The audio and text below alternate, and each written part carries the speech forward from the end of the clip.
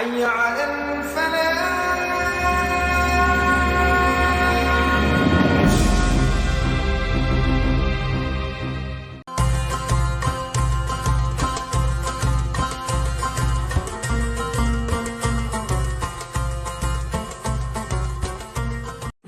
Bismillahirrahmanirrahim. Assalamualaikum warahmatullahi wabarakatuh.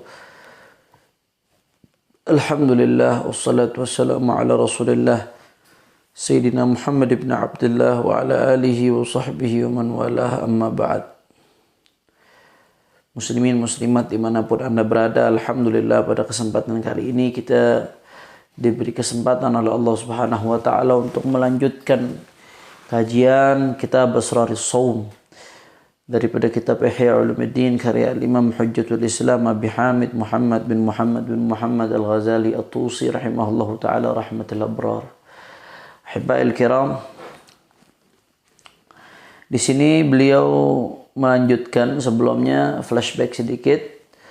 Kemarin kita bahas ada 3 tingkatan orang yang berpuasa. Ada shaum al-umum, shaumul khusus, shaum khususul khusus. Shaumul umum hanya zahirnya saja puasa, tapi tidak memuasakan dirinya dari dosa, sehingga puasanya hanya dapat lapar dan hausnya saja. Itu shaumul umum, tidak dapatkan pahala dan tidak mendapatkan tujuan daripada puasa itu sendiri. Shaumul khusus ini tingkatan, shaumul khususil khusus tingkatan yang paling tinggi, yaitu puasanya para anbiya, para muqarrabin dan para awliya.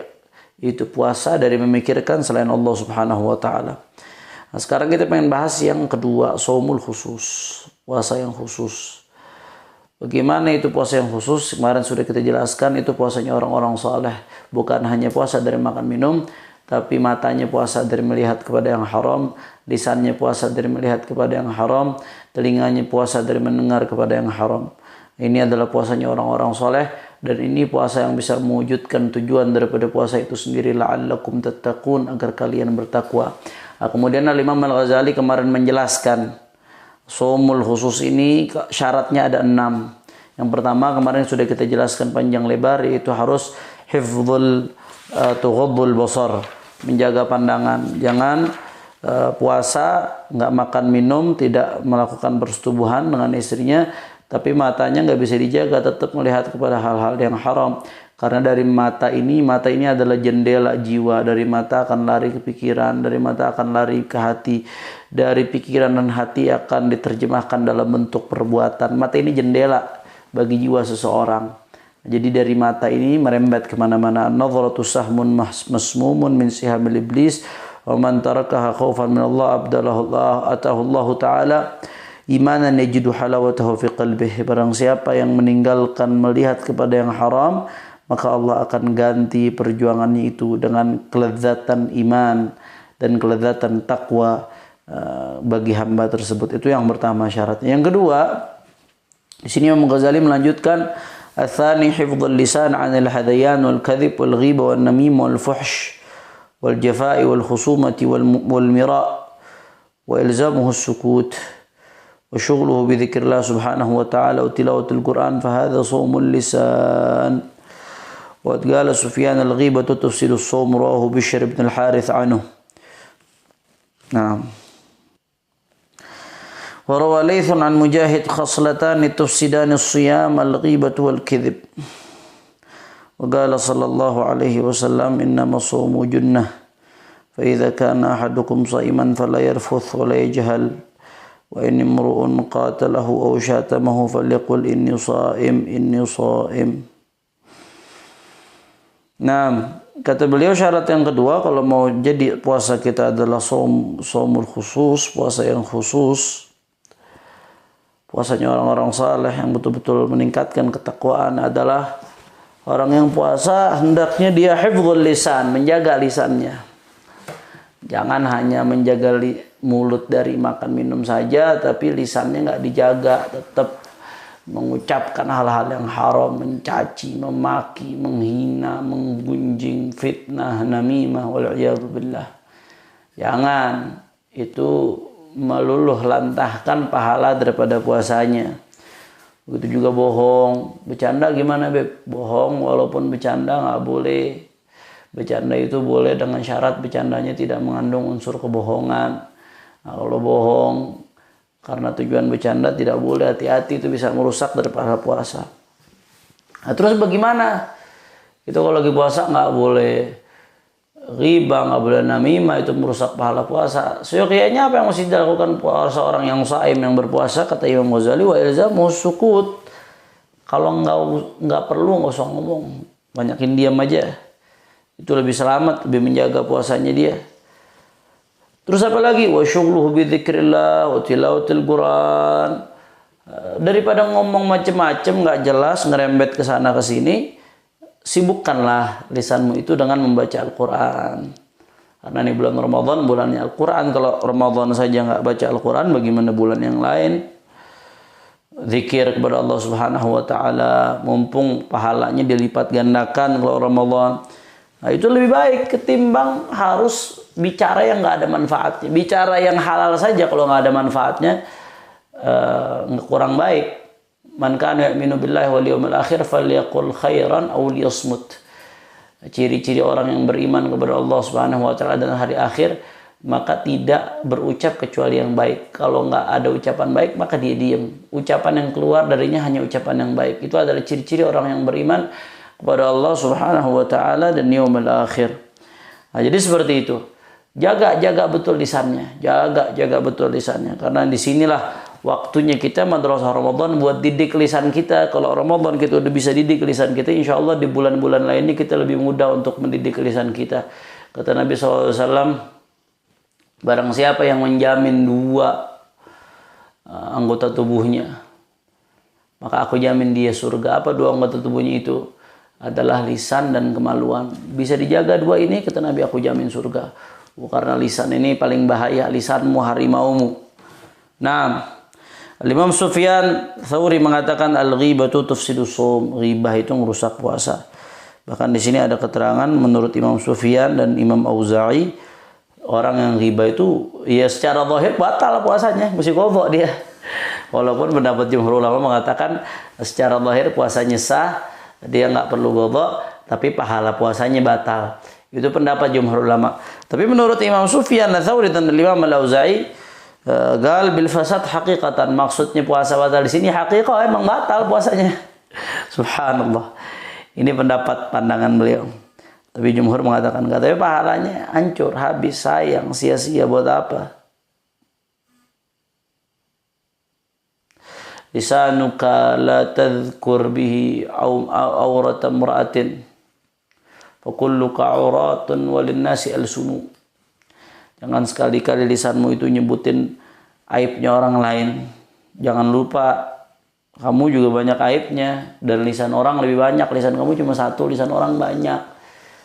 Kamu sebagaimana ngomongin aib orang lain, orang akan membicarakan aib kamu. Allah akan buka. Man satara musliman satarahullahu yaumal qiyamah. Barang siapa yang menutup aib seorang muslim, maka Allah Subhanahu wa Ta'ala akan tutup aibnya di yaumil qiyamah. Tapi kok ada sebagian saudara-saudara kita udah Ramadan tetap keras terhadap pemerintah, ngomongin daripada BBM kok kenapa nggak turun, padahal minyak dunia sedang anjlok, harganya sedang sangat-sangat anjlok di seluruh negara, di kebanyakan negara sudah turun harga BBM, kenapa Indonesia nggak turun? Ini pemerasan buat rakyat. Itu kan ngomongin pemerintah tuh, Beb. Kenapa listrik kok naik, rakyat lagi susah, ini zalim ini. Kenapa kok BPJS naik, rakyat lagi susah, ini zalim ini. Ahibal kiram, ghibah itu artinya membicarakan apa yang kalau sekiranya saudara kita dengar, saudara muslim kita dengar, itu dia tidak akan suka. Dia akan tersinggung dengan itu. Jadi kita membicarakan kekurangan dia yang sekiranya kalau dia dengar, dia akan tersinggung. Nah, itu adalah ghibah. Ghibah hukum asalnya memang tidak boleh. Tapi ulama menyebutkan, termasuk di Ihya ini ada, kalau tidak salah di jilid 2 di Rubul Muamalat, kalau tidak salah, coba dicek lagi. Imam Al-Ghazali menjelaskan ternyata ada ghibah-ghibah yang diperbolehkan. Begitu juga Imam An-Nawawi menjelaskan dalam kitabnya Al-Adhkar An-Nawawi, ada ghibah-ghibah yang diperbolehkan. Jadi nggak semua ghibah dilarang, ada kalanya ghibah itu diperbolehkan. Kapan ghibah diperbolehkan? Salah satunya adalah membicarakan kezaliman seseorang dengan tujuan supaya nahi munkar atas kezaliman tersebut, maka itu tidak termasuk ghibah yang diharamkan. Bahkan kalau diniatkan amar ma'ruf nahi munkar dengan tata caranya dan syarat yang diajarkan oleh para ulama, maka menjadi ibadah. Ibadah di bulan Ramadan dilipat gandakan. Jadi jangan salah paham, enggak. Ramadan itu enggak mengurangi daripada semangat kita di dalam melawan kezaliman, enggak. Ramadan justru Ramadan adalah bulan jihad. Di Ramadan ini kezaliman banyak diluluh lantahkan, dan di Ramadan pula umat Islam diberikan kemenangan oleh Allah Subhanahu wa taala. Nah, wa rawalith an Mujahid khaslatani tufsidanu siyam al-ghibatu wal-kadzib. Ada dua hal kata Imam Mujahid yang merusak puasa. Apa itu al-ghibah? Yang pertama ghibah, yang kedua adalah kadzib, bohong, dusta. Enggak boleh. Itu merusak puasa. وقال صلى الله عليه وسلم إنما الصوم جنة فإذا كان أحدكم صائما فلا يرفث ولا يجهل وإن امرؤ قاتله أو شتمه فليقل إني صائم. Sesungguhnya puasa adalah benteng bagi seseorang, karenanya manakala seseorang di antara kalian sedang berpuasa, maka jangan sampai dia berkata-kata kotor, berkata-kata sesuatu yang diharamkan oleh Allah. Lalu bagaimana Habib kalau ada yang mencaci, ada yang memaki, ada yang menghina? Kata Nabi SAW, wa in imru'un qatalahu aw syatamahu falyaqul inni sha'im. Maka katakanlah, saya lagi puasa. Ingetin diri kita, saya lagi puasa. Maksudnya udah deh, sabar aja, sabar. Kau sabar, kau tidak membalas cacian untuk dirimu, maka kau mendapatkan pahala. Sabar, kau lagi puasa. Jangan sampai gara-gara dia kepancing pahala puasa batal. Sabar, inni sha'im. Kata-kata inni sha'im itu buat ngingetin diri kita supaya kita bersabar karena kita sedang berpuasa. Jadi intinya itu. Yang kedua, kata Imam Al-Ghazali, kalau pengen puasanya betul-betul menjadi shaumul khusus, puasanya orang-orang saleh, puasa yang la'allakum tattaqun, maka harus jaga lisannya. Habib, tapi kan yang saya omongin tentang dia benar, Beb. Emang itu kenyataan, dia ngelakuin itu. Ya namanya ghibah emang benar. Kalau nggak benar namanya fitnah. Ghibah itu ya sesuatu yang fakta. Fakta tentang saudara kita yang merupakan aib bagi dia, yang dia nggak suka itu diomongin. Di belakang dia itu ghibah namanya. Kalau nggak sesuai namanya bukan ghibah, fitnah. Sama, dosanya gede juga. Nah, kadang-kadang begitu tuh. Ada yang enggak, saya nggak ghibah, emang benar kok dia begitu. Ya, emang benar yang namanya ghibah tuh emang benar. Kalau nggak benar namanya fitnah. Gimana ente? Nah, jadi jaga lisan kita kalau lagi puasa. Nah, termasuk kalau sekarang bukan cuma jaga lisan, jaga jempol kita. Jempolnya udah jadi lisan sekarang. Ngetik di handphone, jangan lagi puasa ngawur-ngawuran, chatnya ngawur-ngawuran, statusnya ngawur-ngawuran. Jangan ngerusak puasa tuh, jangan. Cuma kadang-kadang saya pengen ingatkan sebagian saudara-saudara kita, kadang-kadang ada video-video yang bagus, isi videonya ada mengandung pesan, tapi video klipnya ada perempuan yang nggak pakai aurat. Nah, ada perempuan yang auratnya diumbar, nggak pakai jilbab. Saran Ana kalau mau share disensor dulu tuh yang bagian nggak pakai auratnya, jangan ente share akhirnya orang lain jadi nge-share dosa jariah. Kan nggak enak jadinya, niatnya ngelakuin baik gara-gara ada video yang ada auratnya ente share. Bisa orang lain minta japri dong, dijapri, dipasang lagi sama orang lain, terus orang lain lagi minta lagi, terus nyebar. Walaupun videonya video bagus, tapi auratnya itu kan nggak boleh kita umbar. Dia buka aurat itu kita melihat aja nggak boleh. Masa apalagi kita share walaupun tujuannya baik. Jangan, kalau mau disensor dulu, ditutup. Bagaimana caranya supaya aurat itu nggak kebuka. Apalagi video-video konten yang bagus, yang positif. Sayang kalau sampai videonya ada auratnya, jangan sampai jadi dosa jariah. Na'udzubillah min dzalik. Lihat-lihat, kalau mau share tuh jaga-jaga, lihat-lihat. Ente mau nge-share sesuatu, lihat dulu. Ini benar apa enggak? Pastiin tuh. Jangan sampai lagi puasa nyebar hoax, kan fitnah jadinya. Jangan. Apalagi hoaxnya terhadap ulama difitnah. Waduh, double dosanya tuh. Ya. Jadi kalau ada informasi, lihat dulu. Yang pertama mesti dipastikan thubut atau enggak, bener enggak tuh? Hoax apa enggak? Nah, oh ternyata hoax, ya udah tinggalin. Ngapain ente nyebarin berita bohong? Hatta menguntungkan perjuangan kita nggak dimenang dengan al-Islam al-ghayah la tubarrirul wasail. Tujuan itu nggak menghalalkan semua cara, enggak. La yajrimannakum syana'an qaumin ala alla ta'dilu i'dilu huwa aqrabu littaqwa. Sama musuh kita pun kita disuruh adil sama Allah. Jangan sampai ketidaksukaanmu kepada sebuah kaum menyebabkan kamu tidak adil kepada dia. Enggak. Kalau kau harus berjuang menyerang musuh, menyerang orang zalim, seranglah dengan kebenaran. Karena hoax yang kita lempar, informasi hoax yang kita lempar itu hanya akan berbalik menjadi sebuah bumerang. Nah, jangan juga kadang-kadang umat Islam nge-share info yang benar, tapi sama pihak-pihak tertentu dibilang hoax gara-gara merugikan mereka. Itu kadang sebaliknya juga tuh, yang benar dibilang hoax, yang hoax dibilang benar. Giliran hoax yang merugikan pemerintah ngamuk-ngamuk. Giliran hoax yang merugikan umat Islam dimin aja. Kacau juga tuh, nggak boleh, nggak benar, mesti adil dong. Kalau mau adil yang benar-benar, jangan nggak imbang. Nggak benar begitu caranya tuh, ya. Jadi sikap kita dalam menyikapi sebuah informasi ini, catat ya. Jadi lihat dulu benar apa enggak tuh informasi, hoax atau enggak. Oh hoax, udah lempar, buang ke tong sampah. Oh benar, kalau benar lihat dulu manfaat apa enggak nih, manfaat apa enggak nih. Oh enggak manfaat, malah madorot, itu ngebantu orang buat maksiat. Ya, jangan di share, mau ngapain ente? Mau jadi dosa jariah, walaupun itu benar, nggak perlu, buat apaan? Atau apa namanya, ya walhasil kalau nggak ada manfaatnya nggak usah di share, buat apaan? Kafa bil mar'i kadziban an yuhadditsa bi kulli ma sami'. Cukup bagi seseorang dianggap sebagai pendusta, kata Nabi SAW. Semua yang dia dengar dia sampaikan.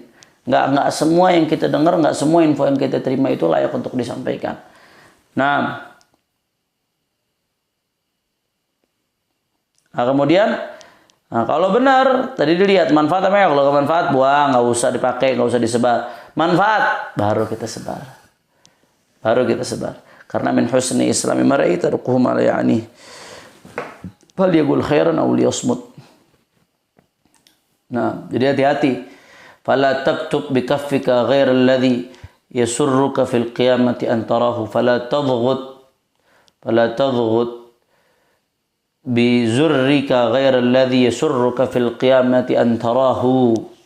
Jangan kau klik dengan keyboardmu, dengan mouse-mu, kecuali sesuatu yang nanti jangan pernah kau tulis dengan keyboardmu, dengan mouse-mu, dengan keypadmu, kecuali sesuatu yang nanti kau akan senang lihat di yaumil qiyamah, karena orang itu akan mati tapi tulisan nggak akan pernah mati. Jadi jangan pernah nulis sesuatu yang nanti di hari kiamat malah kita akan nyesal sesuatu tersebut. Na'udzubillah min dzalik. Ats-tsalits, kemudian yang ketiga. Jadi syarat yang kedua tadi menjaga lisan dari berbagai macam afatul lisan. Yang ketiga kafus sama' 'anil isgha' ila kulli makruh li'anna kulla ma harrama Allah qawluhu harrama al-isgha' ilayhi. ولذلك سوى الله تعالى بين المستمع وآكل السحت فقال سماعون للكذب أكلون للسحت. Nah, menjaga pendengaran dari mendengar kepada sesuatu yang haram, yang diharamkan. Apa sih Beb sesuatu yang nggak boleh didengar? Ya kaidahnya kata Imam Ghazali, kullu ma harramallahu qawluhu harrama al-isgha' ilayhi. Sesuatu yang Allah haramkan untuk diucapkan, ya haram untuk didengarkan. Kecuali beda halnya kita tanpa sengaja mendengarkan, kita nggak bisa kontrol, kadang-kadang langsung berpaling. Jangan malah nongkrong, jangan malah terus nguping dilanjutin, jangan. Kata Nabi, al-mughtab wal mustami' syarikani fil ithim. Ada orang yang lagi ghibah, ya ma'ruf nahi munkar, tegur. Kalau kita nggak mampu untuk tegur, ya minimal tunjukin muka kita nggak enak atau berpaling dari majelis itu. Jangan malah ikut nongkrong. Ente nggak ghibah, ente nggak makan daging, tapi ente dapat dosanya juga. Wal mughtab wal mustami' syarikani fil ithim. Nah, orang yang ghibah sama yang dengar, dua-duanya dapat dosanya, sama-sama dapat dosa. Jadi rugi, ente nggak ghibah tapi ente dapat dosa ghibah. Waduh, rugi benar.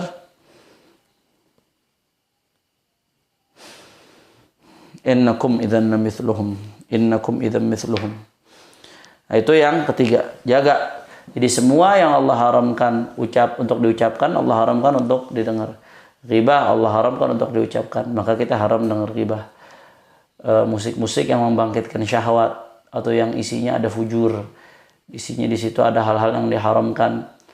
Lirik-liriknya ada lirik-lirik yang pemuja setan, misalkan seperti lagu-lagunya Lady Gaga, atau lirik-lirik yang isinya fujur, isinya tentang mengajak orang untuk maksiat, maka itu haram.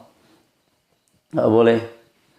Tapi kalau yang positif, isinya tidak bertentangan dengan syariat, maka itu tidak masalah. Nah, ini yang kita bahas pada kesempatan kali ini. InsyaAllah yang keempat, 5, dan ke-6 akan kita bahas pada kesempatan berikutnya. Intinya, syarat kata Imam Ghazali untuk menjadi shaumul khusus, puasanya orang-orang yang khusus, itu dia yang tadi sudah kita bahas. Yang pertama syaratnya adalah hifdzul basar atau ghadul basar, menjaga pandangan. Yang kedua menjaga lisan, yang ketiga menjaga pendengaran. Insyaallah keempat, 5, 6 akan kita bahas dalam kesempatan berikutnya. Mudah-mudahan Allah bimbing kita menuju ridha Allah Subhanahu wa taala. Allah jaga kita dari berbagai macam kemaksiatan, dan mudah-mudahan kita termasuk hamba-hamba yang mendapatkan malam Lailatul Qadar. Amin ya rabbal alamin. Ini saja yang saya sampaikan. Lebih kurangnya mohon maaf. Wal afu minkum. Wassalamualaikum warahmatullahi wabarakatuh.